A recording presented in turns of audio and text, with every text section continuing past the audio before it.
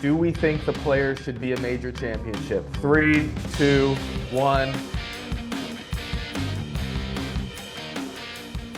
Welcome to Center Cup. I'm Kyle Muserino, joined as always by Will Neary and Nick Newmeyer. And today we've got a preview day. We are, of course, going to talk about the Players' Championship, which is one of the biggest tour events there is, if not the biggest, and we'll dive into that. We've also got Live Golf in Singapore, which we'll quickly touch on, if not briefly. Um, and then we've got a nice little debate for you where we will talk about whether the players deserves to be a major, as has been discussed at length over the last few weeks, especially. But let's start with a little Players Championship preview, some tournament notes and storylines. Will, what you got? Well, one thing I'm interested in before we even really get into the tournament as a whole is just whether or not Rory is going to be able to be there and defend his title. I know we saw him withdraw from the Arnold Palmer Invitational after 2 rounds. He cited back soreness. I believe he said he got spasms in his back on the range and couldn't really get it worked out. He went back to Jupiter where he lives and tried to, get some treatment, see if it could loosen up, I guess. But on Monday, he said that his back was being a bit stubborn and that he had thus far not been able to leave and head up to TPC Sawgrass. So he is, as of right now, it is Tuesday. This episode is airing Wednesday. He is still in Jupiter, still getting treatment, and hopefully he can find his way to Ponte Vedra to get to the Players Championship. He said that he would like to get there Wednesday, quote, at some point, which isn't the most inspiring thing. I don't believe any news has really come out surrounding this since he made that statement on Monday. If anything comes out between our recording and airing of this episode, we will address that on our social media channels. But that's kind of the big, non course fit, course history player prediction type of thing that I'm really watching this week. Because obviously, like I said, he's defending his title. Nobody's ever won it 3 times. Rory's won it twice. Um, Jack Nicklaus is the only person to ever have won it 3 times. So Rory would be in very elite company. Even Tiger only won it twice. Scotty's won it twice. Obviously, Rory's won it twice. So it's a big deal. I would love to see him out there. Obviously, we've seen him play really well this year since coming back from the DP World Tour, and obviously, you did back injuries in golfers terrify me. I think we've seen time and time again.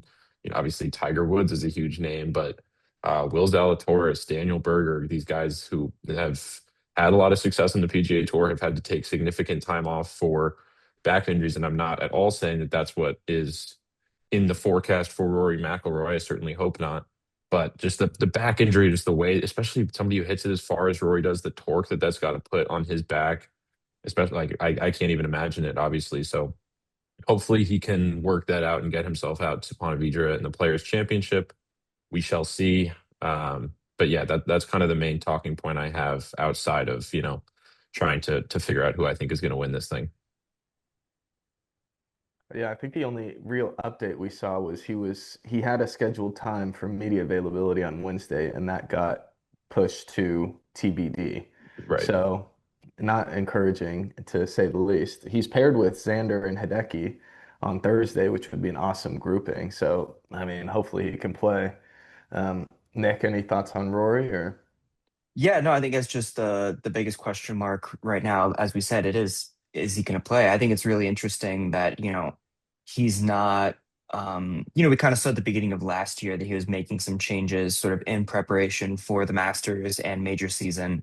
And now it kind of seems like he's doing the same thing. Like he clearly has Augusta on his mind, even though he won last year. Like he's climbed the mountain, as he's famously said, but he clearly has Augusta on the mind. He clearly has higher aspirations to win more majors. And so perhaps taking it a bit easier, not taking any chances heading into this week. And it'll be interesting to see if I'm hoping is able to play, because I think the PGA Tour is at its strongest when Rory McIlroy is in the field. But at the same time, I would appreciate that he is setting himself up for more long term success over the season, and I'd love to see him win another major this year.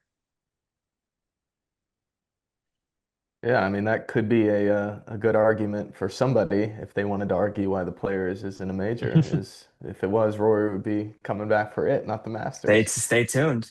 Anyway, okay, so then I guess we can. That's really only the news or storylines kind of thing that we're monitoring between now and the start of the tournament on Thursday. So as far as the course itself goes, or kind of things you're looking at, Will, what do you think? Yeah, I mean, TPC Sawgrass is very famous and for a lot of good reasons, especially the closing stretch. I mean, 16, 17, 18 is one of, I'm not, unique in saying that it's one of my favorite finishes in golf. Obviously, you have the par 5 16th, which introduces a lot of variability and is gettable for these guys, these long hitters, and pretty much anybody in the field can find birdies and maybe even eagles there. At least gives you the opportunity. And then 17 is arguably the most famous hole in golf. I mean, you guys have it if anybody's watching on video, both Nick and Kyle have that 17th Island Green behind them, that par three, which is, I truly think it probably is the most, like at least image wise, the most famous hole in golf. It's up there. Um, and then 18, obviously the par four, which is behind me there with water left. It's a great course. I think there's a lot we can get into on in terms of players who fit this course. But the general theme I guess I had when I was looking into course fit, course history, who has played here well in the past, and who do I think will play well here this year. I think the thing that I was surprised by is when I think about big tournaments like the Players, like major tournaments. I tend to pretty much eliminate like 80% of the field from people I think legitimately have a chance to win, maybe even more. Just because I'm not, in terms of people I'm picking, I'm not going to pick somebody particularly far down the leaderboard for a win at, these higher echelon places, tournaments, etc. But what's bizarre about the Players, at least in forecasting it, is that while it tends to lend itself towards really good winners, like obviously Rory last year, Scotty the 2 years before that, even Cam Smith the year before that was playing at the peak of his game at that point. Obviously, he was a major champion. Guys like Jason Day have won here. Tiger Woods has won here. Phil Mickelson, like the list goes on and on and on. Siwoo Kim, that doesn't count, but for the most part, the guys who win here are like fantastic, fantastic golfers at the top of their game. But weirdly, in terms of previewing how they fit the golf course, a lot of the guys who have good, consistent course history here and whose games fit what the course tends to ask on average are like a little bit random. Like there's not that many of the big names that if they weren't the best players in the world, I'd be looking at to like win this tournament. For example, we'll start with somebody I want to talk a little bit about for a couple of reasons today is Scotty Scheffler. I mean, normally you'd say that this is something that fits him. Obviously, the course tends to, for some background, encourage accuracy off the tee as well as approach and around the green play. It places a little less emphasis on distance off the tee and putting, but uh, Scotty weirdly has been terrible in like that area of approach that it asked for, like the 100 to 150-yard mark. I know I wrote this name down in our notes and it caught Nick's attention, I know, but worth mentioning that since the start of the 2026 season, Scotty is losing strokes in the 100 to 150-yard distance and approach, losing strokes to the field, and to the point where he is currently around guys like Abraham Answer, which is not a name that I'd read in a long time. Obviously, he's over on Live Golf now, doing his own thing. But I think it's basically I before I get too deep in the weeds here with Scotty and some of the other big names in the field, I'm curious to hear what you guys think because that's really what I struggled with in terms of looking at who might win this tournament. It was just it didn't seem to match up with the people who actually tend to win it and the course fit, course history aspects of it all. Yeah, I think, what you were starting to mention, you kind of reminded me of that Brooks Koepka quote from a few years back where he said, you figure 80% of the field is not going to be in contention, but 10% isn't going to play well. And then that just leaves like 10 guys that he knows. So he knows he's going to beat everybody in that 80% of like maybe the 20 players that are left. About 15 of them aren't going to play well. And so he just has to focus on beating five people. So I think that's when it comes to these big tournaments like this, it really kind of narrows down to like that like small group of people that you think could win this tournament. I do think it's, obviously Siwoo Kim might be the outlier, but I do think like the best players tend to win this event. This is arguably, what lends itself to like, what the comparing it to the Masters, which obviously could feed well into another argument, but the Masters tends to not favor first time winners, and it tends to favor previous major champions. It tends to favor players that are in like the top 25 of the world. And so it does favor those good players. I do think, yeah, it's interesting you bring up Scotty because everything, like looking at like DraftKings odds, looking at data golf, like every metric still predicts him. Like I think DraftKings like had him at like in the negatives. Like everything still says it's a slam dunk for him to win. When I think the three of us know, we've talked about it at great lengths in the previous episode. Like I don't see that happening. I think there's just a lot. There's missing facets of his game, and I don't know. This might serve as a good like launch pad for him. But I'm kind of curious about him this week. Yeah, I will. I might as well just do this now. We'll jump to it quickly, and then we could don't have to do it again. But we've been doing the my prove me wrong guys, and typically I look for guys that the course doesn't tend to fit, and I'd like for them to prove me wrong and to play quite well. And this week it's a little tongue in cheek, but I'm going with Scotty Scheffler as the guy to prove me wrong because I mean like I said, it's a little tongue in cheek, but like kind of is it? Like this course it's set up to punish where he's not been playing well, which has really notably been that approach game. I know we talked about this on Monday. Obviously the putting woes took a little bit of the spotlight at the Arnold Palmer, but for the most part, like what's really been costing him and has been separating him from who he was last year has been that approach play. And, like we said, he's been saying time and time again that this is a small sample size and that, he's felt better about his approach game last Sunday in the last round at Bay Hill. So if that's true, now is the time to prove me wrong, prove us wrong, prove everyone wrong. Although I think, like you said, Nick, like we're still expecting a lot. Like when I say prove me wrong, usually I'm like, oh, I'd like to see this guy show some signs that he's got it back. With Scotty, I'm like, I need to see a top 10 or a top five to consider like to be like, you're back. Like I feel it. Or I just really need to see like the approach play needs to be sharp, the wedge game needs to be sharp. Um, but yeah, I like you said, I think you said it really well. Like I'm really curious to see where he shakes out this week because I mean, if we look up at the end of the week, or if it's another week where we look up on Friday and we already have that gut feeling that you said you had, on halfway through Thursday last week, where you're just like, yeah, he's not going to be a part of this one. Like if we get that feeling again at a tournament like the Players Championship, whatever status you want to assign to it, it's one of the biggest in the world every year. Like I'm gonna start being like, okay, man, like when are we gonna see it? Like I don't know. Basically, that's a long-winded way of saying that Scotty Scheffler proved me wrong, please, at the Players and just run away with this thing. I think he won by like 5 shots a couple years ago, so maybe do that again. Just put this one on ice.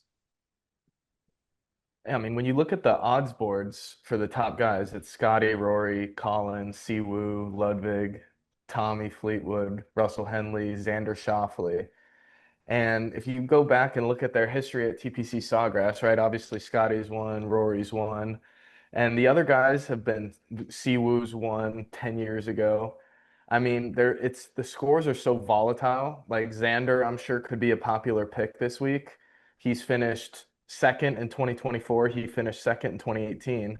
Last year, he's 72nd. He's missed the cut three times here.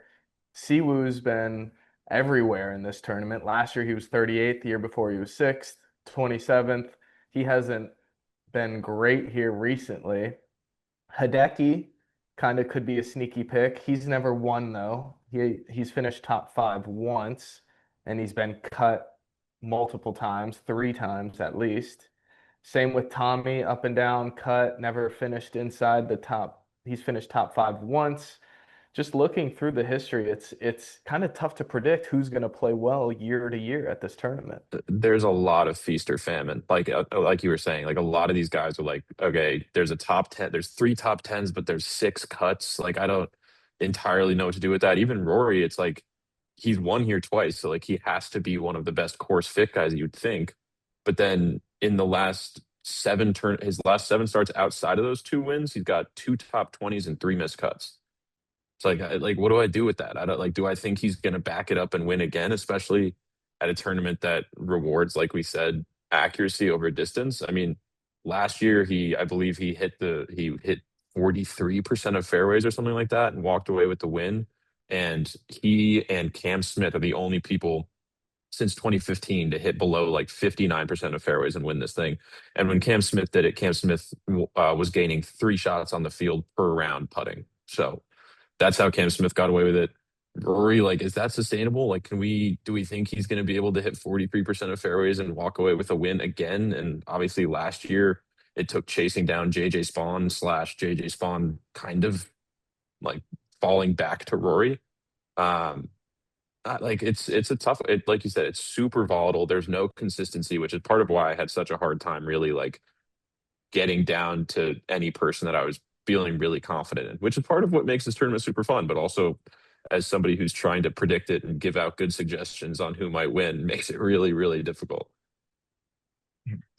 And I was doing some thinking. I think I might try and copy you this week, Will, and maybe start my own kind of prove me wrong column. I think the one player, before we get into like a big preview of just like looking at the players we like, I think the one player that I'm a little confused about is Matt Fitzpatrick. I've picked him numerous times this year. He's someone that has displayed some really good flashes, and I think this is just the most confusing part about Matt Fitzpatrick. Is there's that old saying where if it hasn't happened if it hasn't happened in America yet. And Matt Fitzpatrick is a world class golfer. He has so many wins on the European tour. He's a Ryder Cup hero. Hasn't really, outside of the US Open and the was it the 2023 RBC Heritage, like Mhm. has not converted it into PGA Tour success. And so he's someone that his course profile on data golf, like it really fits the course profile. He's someone who's accurate off the tee, his putting is solid. Like he's someone that should be in the mix for this.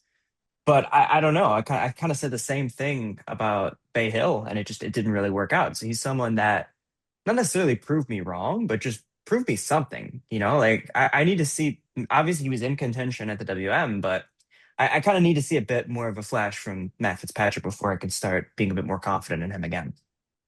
Yeah, and you talk about feast or famine. You bring up Matt Fitzpatrick. Last 5 years, cut fifth, cut ninth.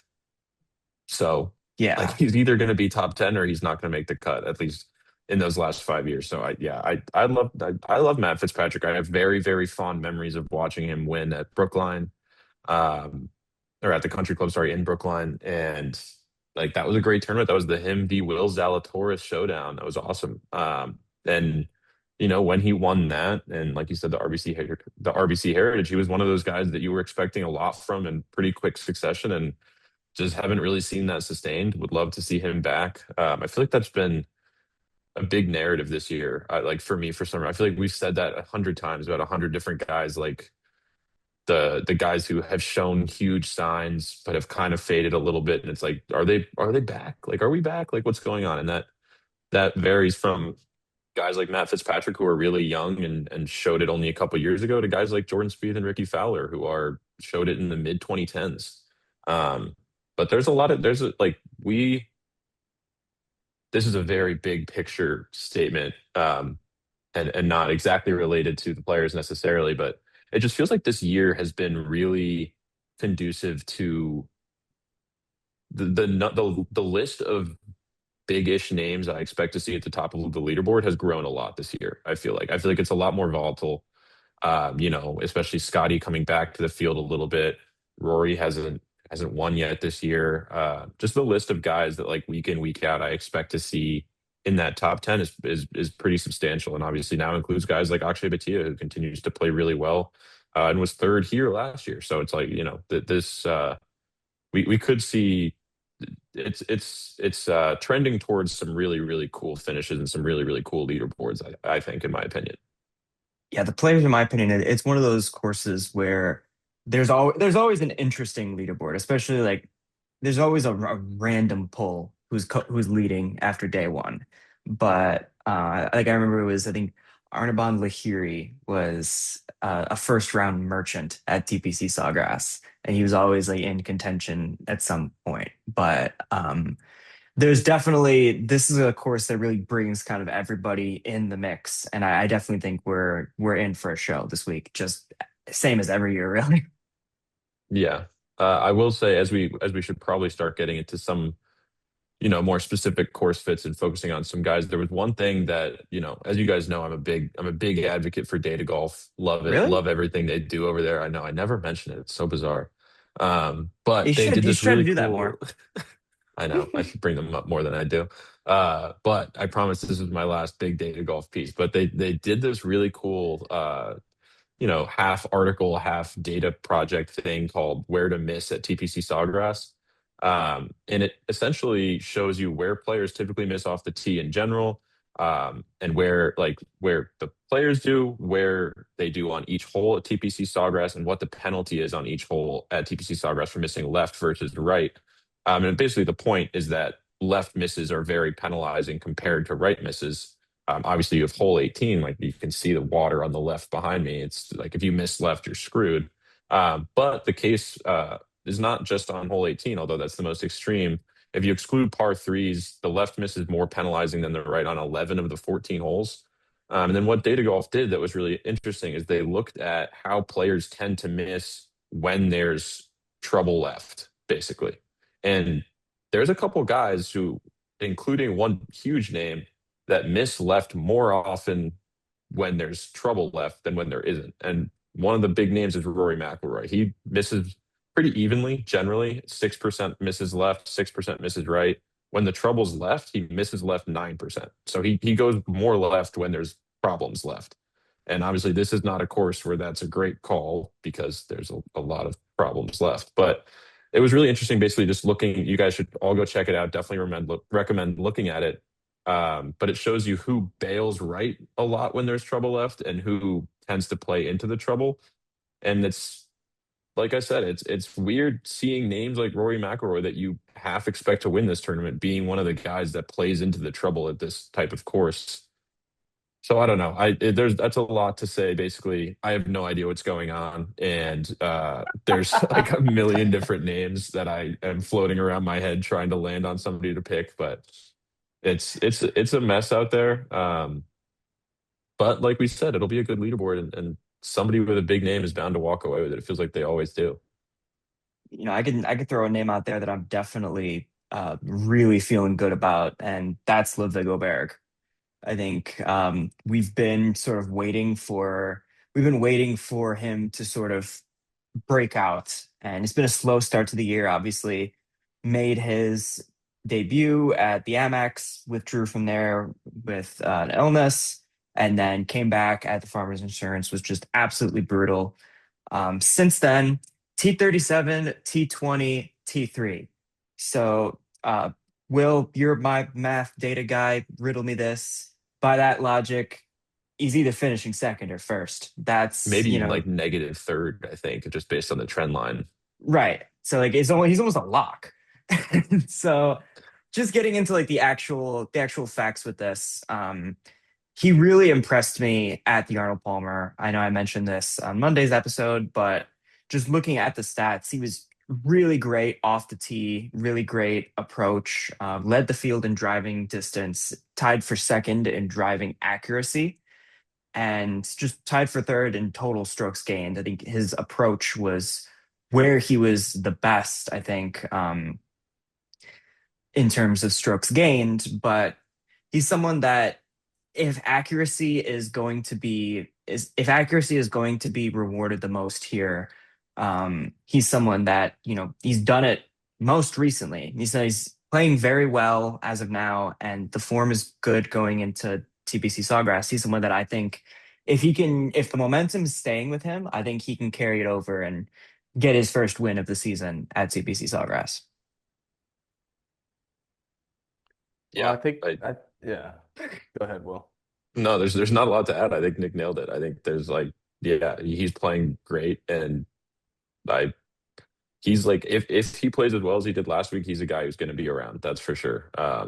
But I hope he can stay consistent with what we saw last week, and make it stretch over 4 rounds. I think we talked about it yesterday. It's like his middle rounds right at the Arnold Palmer were fine, but Yeah. not exceptional, and didn't really separate him.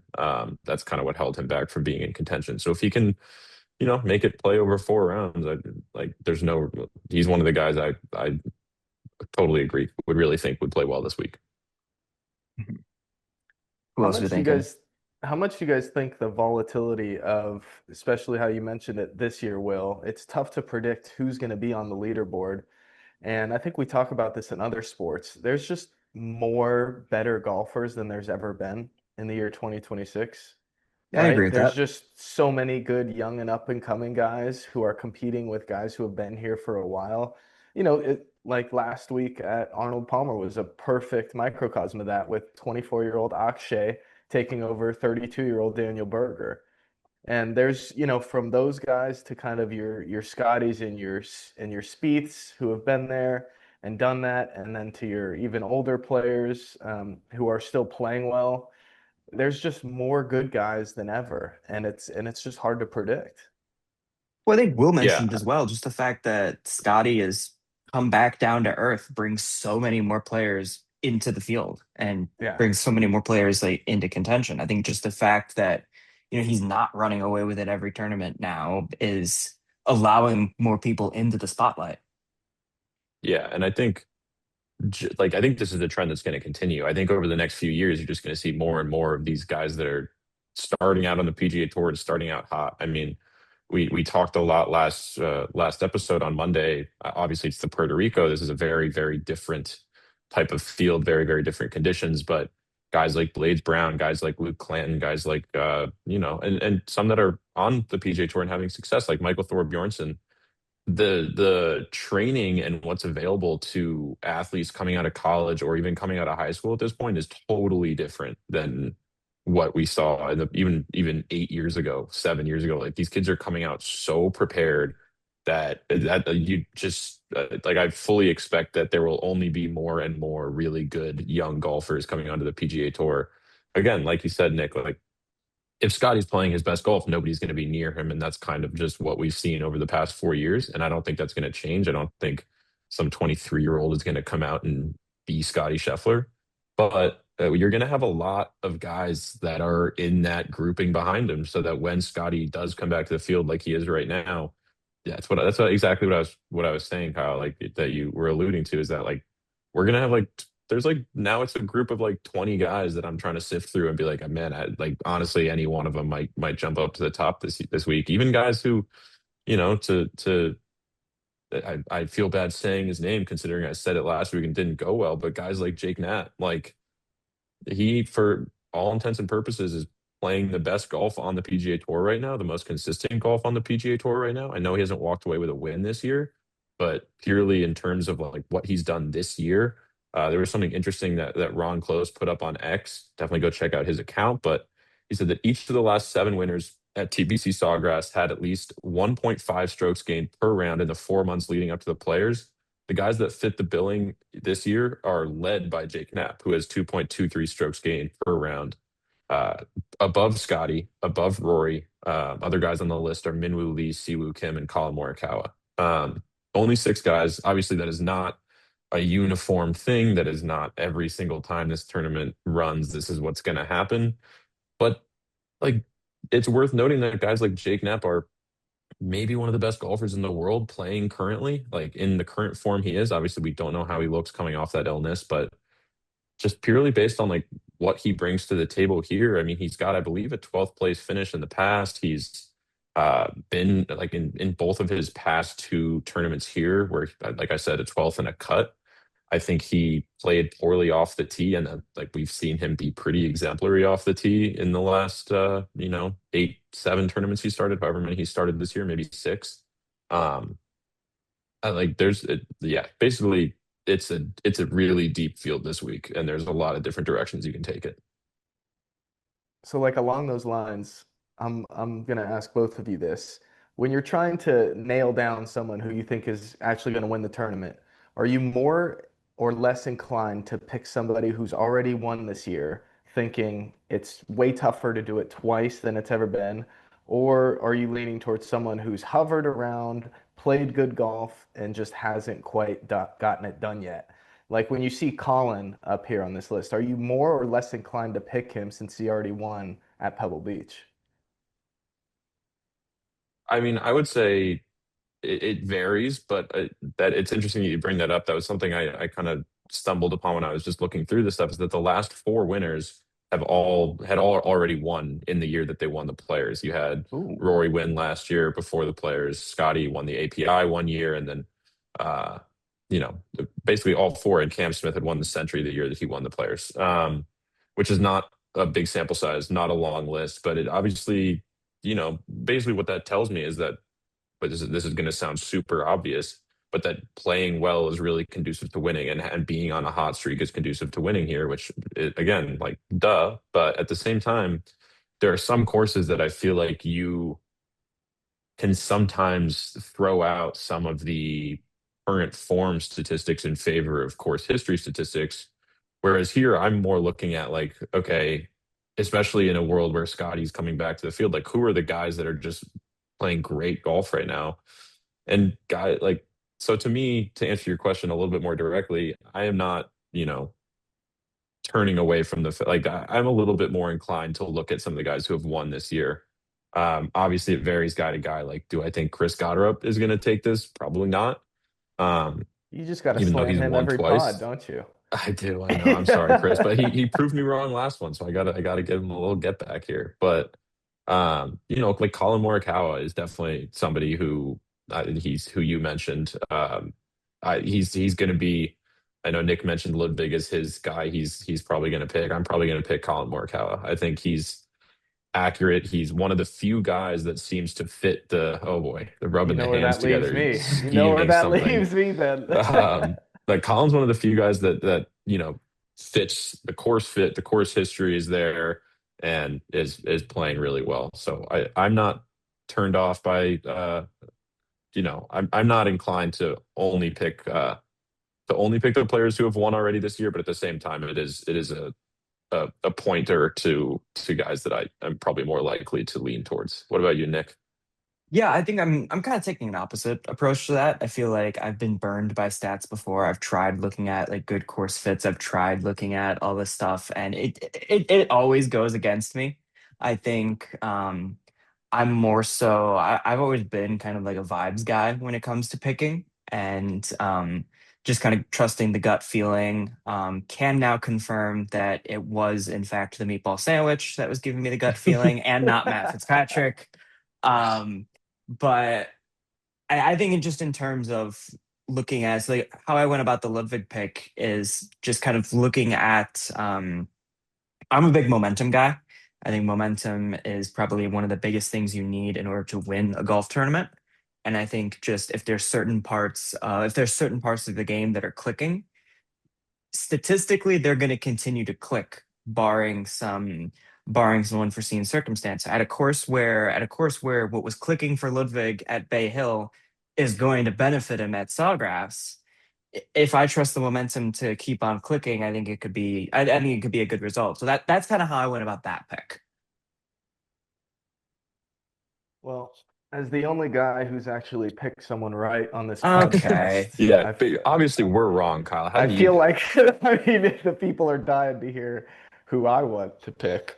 Um, And as I'm looking through it, I mean, Will and Nick, you guys have both touched on this. It's like, okay, what do I want? Do I want someone who course fit? Do I want someone who's played well at the players?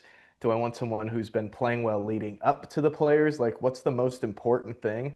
And I think as we've kind of like talked through all this stuff, I kind of want someone who's been playing well this year, even if they haven't necessarily won yet this year. So like initially I was leaning maybe Siwoo or Hideki, who have both played well this year, but they kind of haven't the last few weeks. They kind of started off hot and now haven't. So I kind of faded off of them. And it didn't take much convincing, but I got to go with my boy Napster. I I mean, love it. he's gonna break through one of these tournaments, and I'm not gonna be watching him break through without me picking him. So if this is the start of me picking him every week for the rest of the season, so be it. But I'm doing it this week because you've just talked about how well he's played. I love that Ron Close stat. That's such a good one. And for a course that like just drives consistency, I think he could definitely do it this week. And maybe having last week off if he was, not too sick, just wasn't feeling great enough to play and it just wasn't worth it to him. Maybe he's had a good week off here to recover. So that's where I'm leaning. Yeah, from the illness perspective, it sounds like he basically was just like, I don't want to happen is to play the Arnold Palmer, feel sicker, and then miss the players. I Yes. think that's so. I think he's probably fine. I'm not too worried about his illness. Although, like, man, he was.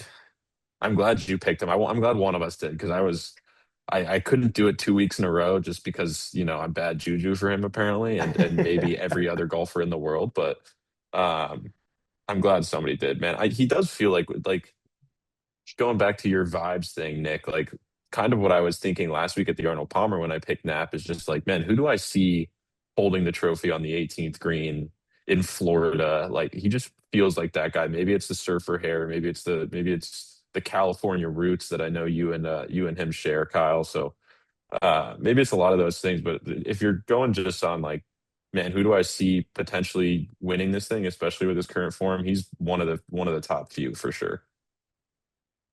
Well, yeah, and that's where that's kind of where the feeling came at Bay Hill with Matt Fitzpatrick, because I just kind of saw him, I kind of just saw him in like the red The cardigan. cardigan, like it I will just say it looked Akshay good in my. rocked that cardigan. He really He did. It was looked really rocking that good. thing.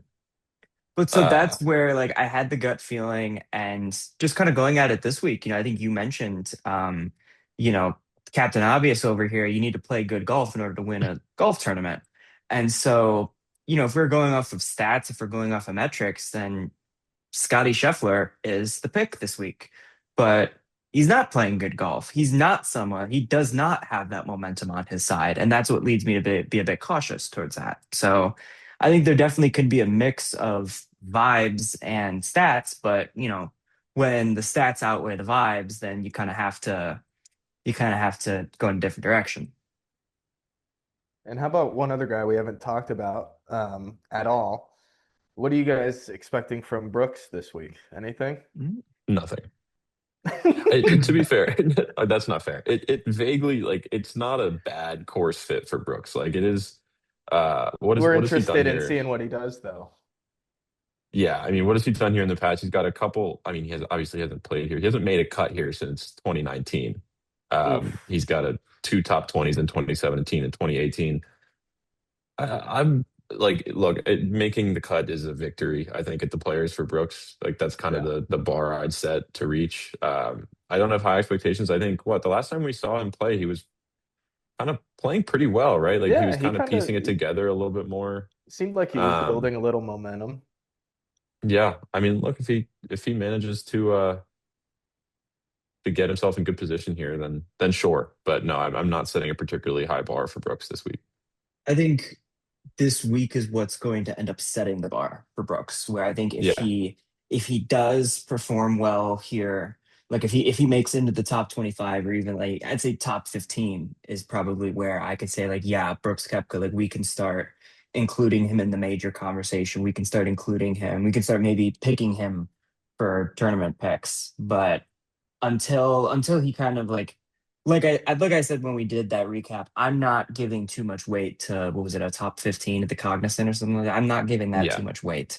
Like, considering the field that was like that, like the scores were good, like it was good to see his form, but I'm not really giving that too much weight considering the field. And so if he can find a way to channel that to Sawgrass, then sure. But yeah. I'm curious to hear what you guys think. Just I was just looking at this. Brooks is playing with Akshay and Tony Finau, which Mm. Tony Finau I don't expect anything No. particularly significant from, but he should see some good golf from Akshay. Do you guys lend any credence to the idea that playing in a group where you've got a couple good golfers will just bring your game up? Like, do you think if for example, if Brooks is seeing Akshay at 5 under through, I don't know, the 5 under on his first 18, whatever, say that, and Tony's 3 under. Do you think that gives Brooks any higher likelihood? Do you think that gives him a little bit of an edge to maybe piece together a couple extra birdies, or is that kind of all just, they're playing their own ball, they're focused on themselves, and the momentum of the group doesn't really play a role? I mean, I think Brooks is the epitome of focus on yourself. Like I That's think true. if there's anybody that isn't going to get phased by that, I'd give it to Brooks.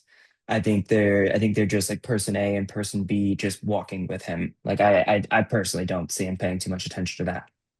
Yeah, I think we've kind of seen this go. I've seen this go both ways all the time, right? You see some guys who just kind of wilt at seeing other guys play so well, and it kind of gets in their own heads of, oh, maybe I should be doing this or this, and you kind of lose track of your own game, which, I think it seems like golf is we see this in every sport. It's like you got to find a way to focus on yourself and your own game. So I don't know how that'll fare for Brooks, but I mean, that's an interesting group, for sure, and one that I hope we get to watch a ton of. Okay, Nick, are you going to go a whole preview without talking about your guy, or is there nothing to talk Mm. about? Here, let me ask you something. Who do you think has higher top 10 odds, better top 10 odds? Ooh, Ricky or Jordan? Ooh. Ricky. Um, are you asking me what I think or what I feel? What you think? Ricky. Yeah. I But, only know that because I looked at it, but I think, this is historically not a course that has favored Jordan Spieth in the past, but at the same time, this is, like you want to talk about Abraham Answer's name sticking out, another name stuck out in reading Will's sort of course fit. So typically, TPC Sawgrass requires like a higher than average percentage of approach shots within 150 yards in that like 100 to 150 range.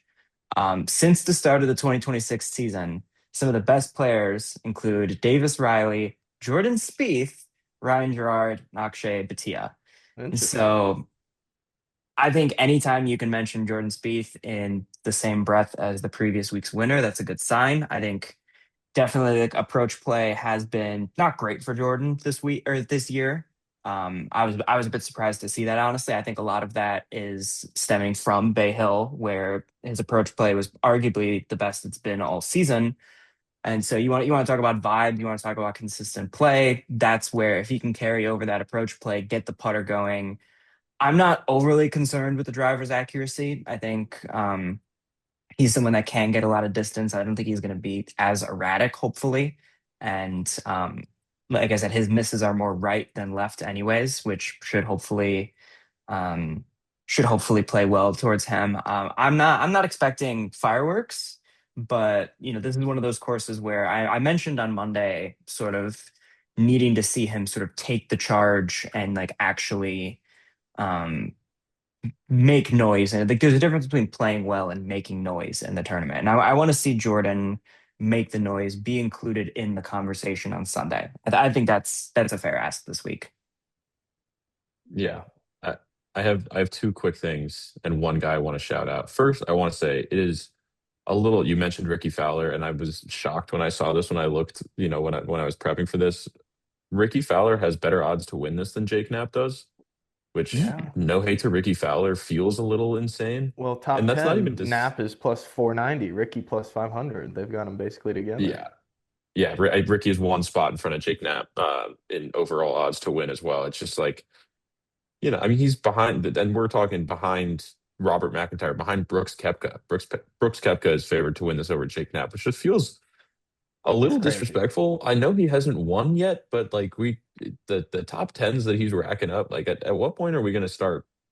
I mean, Siwoo Kim is fourth in odds at this tournament, which I honestly don't entirely understand. I think the book is definitely smarter than I am, so trust them more than you trust me, but that seems a little crazy to me. But anyways, the one guy I want to shout out who also does have pretty decent odds to win this thing is Victor Hovland. I know one of our good friends would be very happy to hear me say that, but I promise I'm saying it in just pure honesty. I mean, he's got a couple good finishes here, two top tens in the last 4 years. Unfortunately, they were 3 years ago and 4 years ago, so we don't need to talk about the cut and the 62nd that were the most recent two finishes. But he's been playing some decent golf, T13 at the Arnold Palmer, T10 at the WM. We don't need to talk about the two tournaments between them either. He's been a little bit less distant and more accurate off the tee. Obviously, that kind of lends itself to this tournament. I This could go one of two ways. I think he could be in the top 10 or he could miss the cut by 10 shots. Unfortunately, that's kind of just the player that Victor Hovland is. I think like we've seen that over the last few years. Who was it that was Colin? I believe it was today. I was watching some recording. Forgive me, I don't have the transcription or anything up, but he was talking about how he and Victor Hovland are similar in that they are tinkerers. And he Yes, was yeah. saying that Hmm. was it last year at maybe the BMW or something that Victor was basically looking lost, like basically was ready to pack the clubs up and go home and had no idea what was happening. And then he went on to almost win. Forgive me if it wasn't the BMW; it was one of those tournaments near the FedEx Cup playoffs. But that Victor basically the same week he had no idea what was going on, he almost won. We've seen him this year with pool floaties on his arms on the driving range. He's working on God knows what. And but if he has his game at all, like this is a course that theoretically fits it and that we've seen him play well at, and he could do it again for sure. He could certainly be up there. So somebody interesting that if I had a little bit more confidence, I might be thinking about picking as not, probably not to win, but maybe a little sprinkle on a top 10. He's I believe what is he, Kyle, like plus 150 or something like that. Who knows, but somewhere around there. But that's the last name I'll shout out. There's a lot of other guys that, like we've said, have had really weird, erratic course history here that is fairly unreliable. A couple top tens, a couple way outside the top 10, including some randos. Shout out Tom Hoagie for two top threes in the last 3 years. Might happen again for all I know. He's the epitome of a golfer that does not hit the ball far but hits it pretty straight. So if anybody can find that, if he's done it twice in 3 years, who am I to say he won't do it again this year? But like we said, there's a lot of variability here. So For what it's in for a worth, great tournament. he's plus 360 to finish top 10, which Plus is 360. Wow, I was way off. That makes he's sense. I 10th went the 10th opposite 10th best direction. odds. So, Yeah, I mean, he's up there. I wish there was a top 10 or missed cut bet that you could make. Like the nowhere in between bet. Yeah, maybe we can Love get Uh that. that special up there. yeah, I'll get on the phone with my guys at DraftKings and say, hey guys, let's put this up here. The Center Cup special to top 10 or miss the cut. Nick, any other guys you want to bring up? No, I think I'm good. I'm fully on the Ludwig train this week. So Love it. Okay, so do we think the Players should be a major championship? Three, two, one. no. No.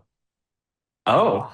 anticlimactic. I knew it. I knew it. I have opinions both ways to be fair, but I think my gut says no.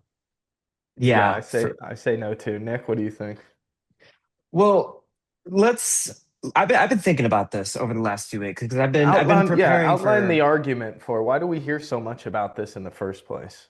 So this has been a marketing campaign of the PGA Tour for years now, where they're trying to say that the players like this is their marquee tournament this is essentially their Super Bowl of they changed the layout of the app to match the colors of the players. Like they really make it special every year. You see ads for this like as early as like the season opener.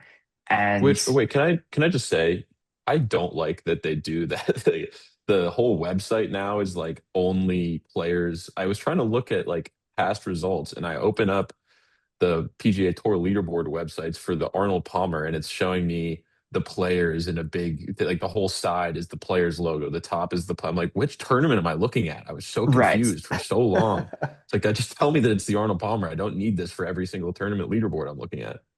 So that's been their marketing campaign over the years is that it feels like the fifth major because it's just such a big tournament. And so recently, this has kind of been, sort of like a way to combat live as well. They've sort of shifted their tone from it feels like a fifth major to it should be the fifth major. And there are a couple arguments that people make, and I can take it down easily. I think a lot of the arguments stem around the fact that it's a historic course, that TPC Sawgrass holds a lot of history on the PGA Tour. It's a big event. It has one of the best fields on the tour. Or is it? It's not a signature, is it? What, the players? Yeah. It's a good question, actually. I wonder if I think it's like almost in its own category. I'd have to look at what the FedEx Cup allocation is. Okay, yeah, but so just in terms of like the players that are there, like it is at the level of a signature event in terms of the field, like it has the best players in the world playing in it. And it's of course that's lended itself to history. Obviously, we have like you said, Jack Nicklaus winning it 3 times, Tiger, Scotty, Rory, they've all won it twice. Like it's lended itself to good finishes. And like, obviously it's been like probably the marquee moment of Ricky Fowler's career was that playoff and like just Hmm. stuffing it on hole. And like even yeah, hole 17 is one of the most iconic holes on the PGA Tour.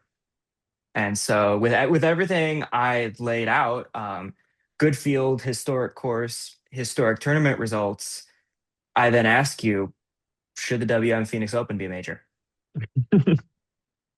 First, to answer your first question, the Players is not. It's not a signature event. It actually, like we were saying, it has a weird its own like denomination. It is above a signature event, but below a major by qualification. It is 750 FedEx Cup points to the winner, as compared to 700 at the what am I talking about at signature events normally. Um, to answer your other question, man, like I just fully think that this is like kind of a dumb argument. I mean, I think it's an understandable argument. I get why people say fifth major. I think the Players is one of the four best I think it's a better tournament than the PGA Championship. Oh yeah, I I'd feel agree with that. very, very comfortable saying that. But is it like does the major definition doesn't need to be like I don't know. To me, this is the Players and the major championships are the major championships, and there's no reason to add one. To add one feels arbitrary. And I think the argument for adding one is to say that it's one of the best five tournaments of the year, and it is one of the five most important tournaments of the year. That is very true. If we're going to add the Players, kick out the PGA Championship because the PGA Championship is probably not in the top 10 best tournaments of the year. The Arnold Palmer is a better tournament than the PGA Championship's been, at least in the last few years. So if your argument is going to just be based on tournament quality, then we open like a whole other can of worms on what qualifies. I mean, the Masters is always going to be a major because it's the Masters. But even among majors, the Masters is a different thing. The U.S. Open is kind of its own.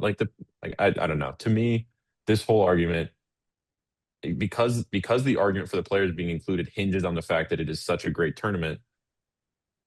That's not what the definition of a major is. Like Right. then we should get rid of the PGA Championship because the PGA Championship is not that good a tournament. I mean, what we saw about like at Valhalla, like it's just a birdie fest, which is fine. That's fine. That's fun. I like watching that. The best players in the world play it. That's great. But it is a worse tournament objectively than several other signature events and non-signature events on the PGA Tour. And that's where I say like if you're saying that it should be a good course and a good field lends itself to being a major, like what differentiates the Players from other signature events like either WM or Pebble? Like I'd That argue is right. Pebble is That was your just question. Sorry. like that's Waste management would be a sick major, by the way. honestly, yeah, Yeah.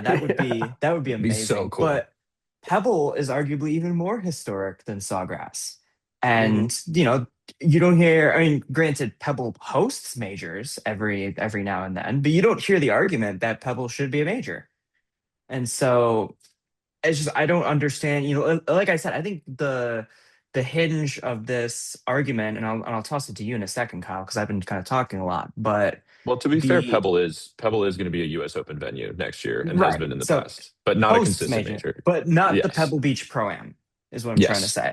yes. And so this is, I guarantee you, next week when it's all said and done, we're not going to be talking about whether it should be a major or not, because this is a marketing stunt by the PGA Tour, started every single year around January to generate buzz heading into the Players Championship. Yeah, I think that's where the crux of the argument stops for me, is it's just a marketing campaign.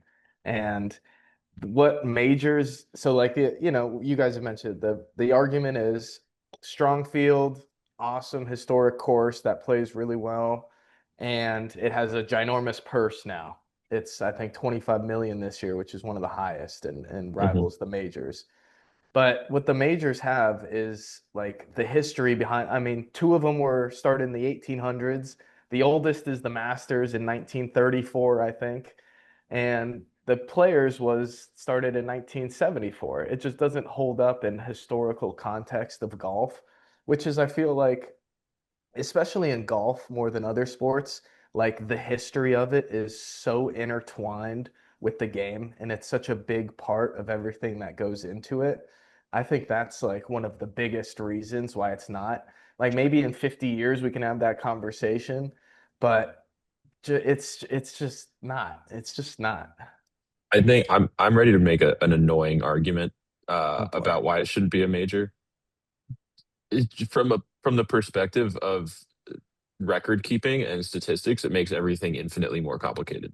Oh, 100%. Like, can we not do that? Can we not like do we really want to go back a century and be thinking about like, oh well, he won the play, or well, obviously it doesn't go back a century, but you know what I mean? Like, and try to include like what how do we include this and reevaluate who's won the career Grand Slam and who hasn't and you know how do so now Scotty Scheffler is what a five-time major champion because he's Well, I don't think won you could two do that. player. You can't. You It's can't go retro. Like, is Ricky Fowler a it's major champion? yeah, Like, exactly. Like, I mean, by the way, like I think I said this on Monday. Ricky Fowler being a major champion is the only argument I'm willing to hear for making this a major, because that would be sick. Like, that's the only thing but I'm willing to then, hear. but then you lose that feel. So like when Ricky was down the stretch, like you kind of lose that. Like, I'm not saying like obviously they play for the tournament win. This is not they don't go into the tournament saying, oh, I want to win this one because it's a major. I mean, obviously they do, but like they don't. Well, I guess what I'm trying to say is like Ricky Fowler didn't think he was in contention for a major, and maybe that Yeah, influenced how he played. And so you can't like he didn't win a major, he won a tournament. And so just because we're calling it a major now doesn't mean that it was a major when he was playing for it. So that to me, that's just that's just the dumbest argument that there is in terms of this. Like I don't think like that's not even a possibility is to retroactively award majors. That would just be such a headache. And I don't think like why are you dying to be a major so bad? Isn't there something to be said for being one of the best and most premier events on tour during the year? Like you're not going to compete with the Open and the US Open, which have been being played since the 1800s as a major. Augusta is its own thing. It's so why do you like the PGA, like we've already done on in this episode, just gets shit on as the fourth major. So why are you dying to be just one of the other majors when you can kind of be your own premier thing here? Like we've talked about, it's somewhere in between a major and a signature event. It's kind of, you're in a class of your own, which should be some kind of badge of honor and a distinction because it's already too far gone. You're not going to get into the category with the Masters, the Open, and the US Open. And the big thing that I think nobody's talking about, and this is probably what would stop the PGA Tour in its tracks, is um, majors. They award past champion exemptions for their past champions, and owing that it's a major, then it would be a co-sanctioned event, and it would not be subject to the PGA Tour rules. Is the PGA Tour really going to let Phil Mickelson step onto the first tee at their signature event? yeah. I don't know. The one argument I can see other sides making is that the LPGA did this and they managed it fairly seamlessly. They've obviously expanded to five majors now. I think I completely agree with what you're saying, Kyle. This is like just be the players. Why does this need to be anything else? And I don't think honestly, I think if you like you guys have said, if you ask the people behind the scenes, they'd say and you gave them, that thing from Harry Potter that makes people not be able to lie. They'd be like, "Oh, we make so much money by arguing that this is a players or that this is a major championship every year that it should be." But Yeah, how to much have, I did mean, Brandel Chambly get for that rant he went on that he walked back yesterday or yeah, whenever? man, I mean, like just so many very good, some of the best professional players in the world get on the microphone every year and say that this is their favorite tournament to play. That's fine. Just be the players. I don't get it. Like there's nothing wrong with being the players and being one step below a major and arguing that, you know what, like the argument I'm willing to hear is that should when you're thinking about who is a great golfer, should a players championship hold more value than a PGA championship, especially in the last 10 Yes, years? That that's is the an one right argument I'm there. willing to hear. And I think that is the only difference that makes it a little difficult, is because when you consolidate major championships and say this guy has X amount of major championships, I mean, look at a guy like, what does he have? Three PGAs, two PGAs, three PGAs? Brooks, yeah, I think Um, is three. He's three, right? Three and two US Opens. When you look at a guy like Brooks, who has three PGA championships versus somebody who I'm trying to think of somebody off the top of my head, but frankly, all the guys who have won multiple players championships have also done well in majors otherwise.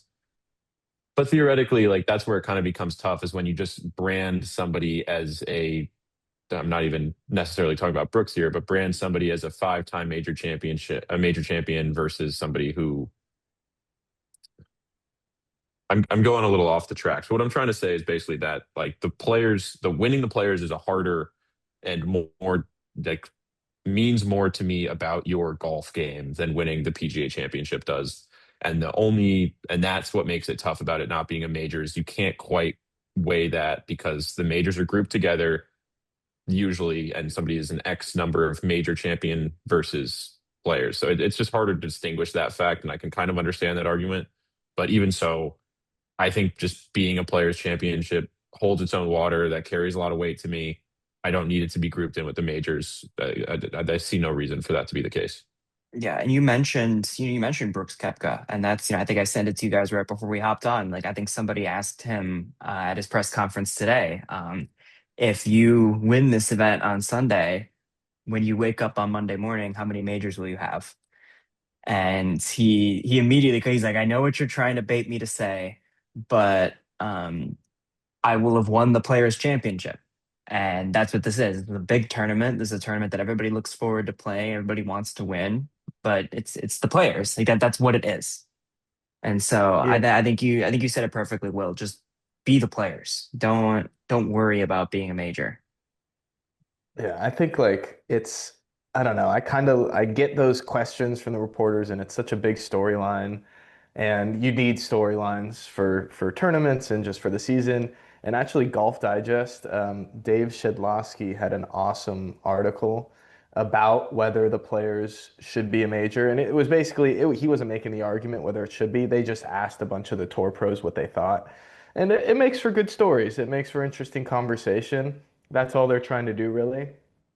When people are talking about and differentiating majors, like as much as we love golf, you're not going to see on First Take in the morning Stephen A saying, "Well, Brooks is a five-time champion, but three of those were PGAs, and I value the players more." It's just, people who have those conversations know the distinctions between them. And I think that's kind of what's most important about it. Yeah. And I think like I said, I think the big thing is that, we've clowned over the years, Taylor Gooch saying that, the PGA events should have an asterisk because Taylor Gooch isn't competing. Uh, if you're going to classify, I mean, granted, Augusta doesn't do this, but so like maybe this argument only holds so much weight, but you're gonna have to have a pathway for live players to play the players. If you really want to call it a major, if you really want to say it's the best on the best as a major, you're gonna have to have a pathway for live players. And to me, I don't see the PGA sacrificing getting live players on tour in order to make it a major. I think that's a price that they wouldn't be willing to pay. And so I think that right there just takes the argument away right there. Yeah. Yeah, Will, I any don't think the final thoughts? PGA has any. Yeah, I'll just agree with Nick. I mean, I don't think the PGA has any honest inclination to make this a major championship, Right. whether that's branding, historical implications, any of that. Like, I don't think there's anyone behind the scenes that actually thinks this. I think this is like a hive mind. Like every time somebody like even somebody who listens to us right now and hears us say time and time again that the players is better than at least one of the major championships in terms of quality of golf and the winners it tends to produce, then it's like somebody's going to hear that and like it's just going to be like, oh well, that means it must be a major, but that's not what major championships are. And I think that's like that's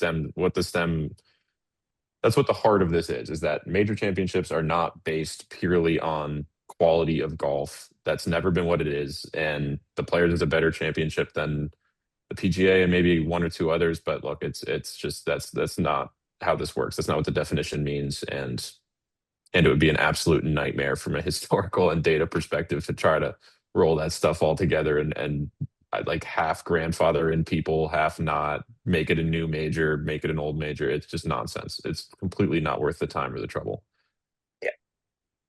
Yeah, we'll let people deal with that if it ever happens, hopefully past our lifetimes. But that would be an absolute nightmare.